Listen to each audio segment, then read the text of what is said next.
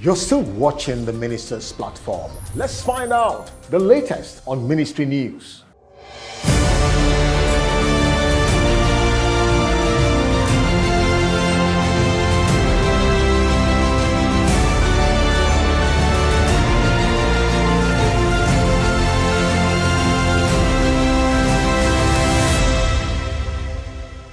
The Minister of Works and Housing, Babatunde Fashola, has said the second Niger Bridge will only be open to traffic from December 15, 2022 to January 15, 2023 as part of measures being taken by the federal government to ease the movement of goods and services for the Christmas festivities. The minister made this disclosure to journalists after the Ember Month's meeting with stakeholders and contractors handling various road projects across the country in Abuja on Thursday.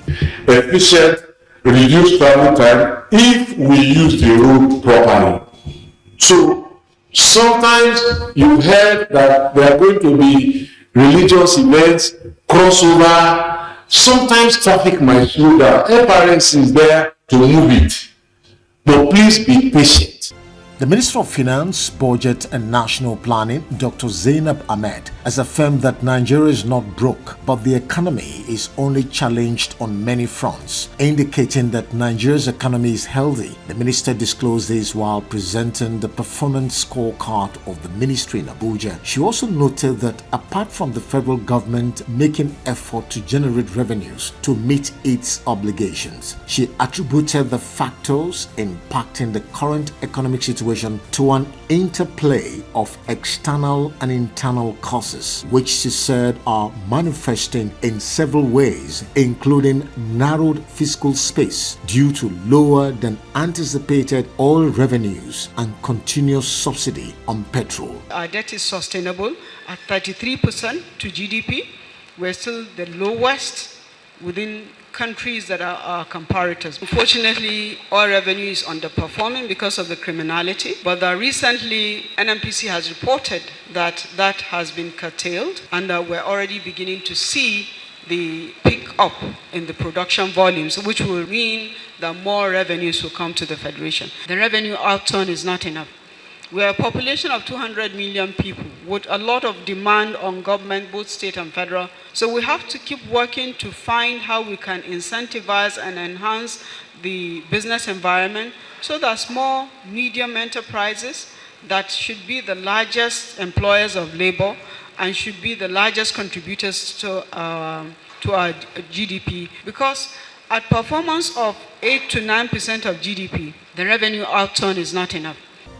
The Minister of Transportation, Muazu Jaji Sambo, has said that the security features on the Abuja-Kaduna train will guarantee maximum safety of passengers. The minister stated this while riding on the train to inspect the security features and other measures put in place to protect passengers and also forestall subsequent attacks that may occur in the course of plying the Abuja-Kaduna corridor after resumption. He also said the train service on the corridor is 90% ready and that the remaining 10% will be achieved in the next couple of days for a full resumption of rail services. Your purchase of a ticket requires you to provide a phone number and a national identification number in order to profile, because that is the beginning of the security checks.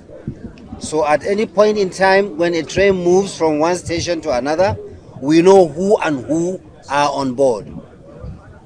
If you don't have an NIN, you are not going to board our train. It's as simple as that. If you are a minor, an adult will pay for you.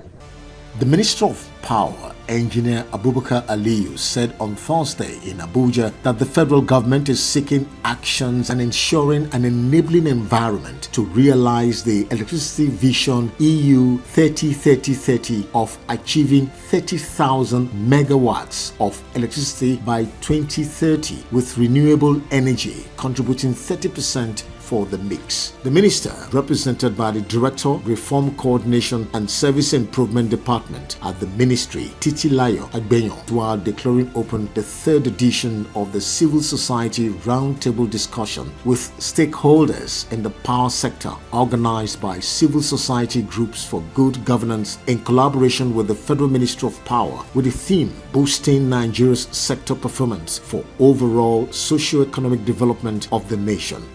The Minister of Defense, retired Major General Bashiru Salihi Magashi, has attributed the successes recorded in the various theaters of military operations in parts of the country to the support of President Muhammadu Buhari. The minister, who stated this in his remark at the opening ceremony of the 2022 Chief of Army Staff Annual Conference holding in Sokoto, tasked the officers and personnel to remain professional and apolitical, particularly as the 2023 elections get underway. Nigeria and the Republic of Seychelles has formally ratified Air Service Agreement following the approval by the Federal Executive Council. Minister of Aviation, Senator Hadi Sirika, using the platform of the ongoing International Civil Aviation Negotiation ICANN event holding in Abuja, led officials of the ministry to sign bilateral air services agreement BASA, while the Republic of Seychelles Minister of Transport, Mr. Anthony Dejaquez, signed on behalf of his country. During the ceremony, the two ministers underscored the importance of the BASA as it will promote air services and connectivity between both countries and equally enhance business and promote tourism. The Federal Ministry of Industry, Trade and Investment on Monday launched the Nigeria Trade Information Portal in fulfillment of the World Trade Organization Facilitation Agreement. Minister of Industry, Trade and Investment Otumba Adeniyi Adebayo said the NTIP was an outcome of a collaboration with the United Nations Conference on Trade and Development with support from the European Union and German Technical Cooperation. The minister said the establishment of an online information portal was a step towards the enhancement of transparency, predictability, and a mechanism for trade facilitation reforms in Nigeria. The Minister of State, Minister of Niger Delta Affairs, Sharon Ikeazo, has disclosed the plan by the ministry to hand over the Skill Acquisition Center at Agbezi Egbema or Haji Egbema Local Government Area, Imo State, to the Imo State government before the end of February 2023. Ikeazo made this known to newsmen in Owerri while on an inspection of the ministry's intervention projects located in Imo and Abia states. She pointed out that the purpose of the construction of the Skills Acquisition Center in the area was to achieve specialized training in commerce for the economic development of the people of the Niger Delta region.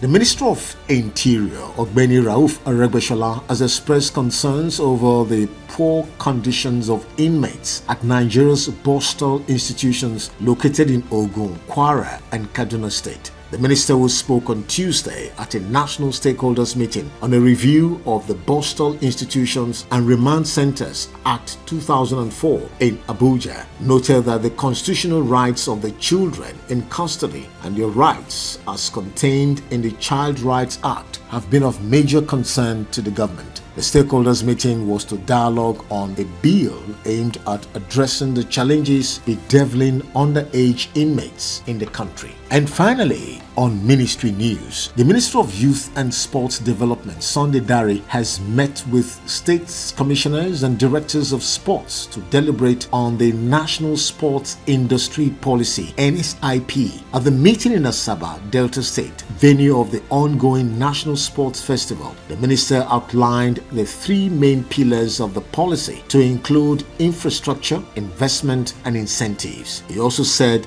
the episodic funding of sports by the government that was tied to sporting events will soon be history after the new policy gets implemented.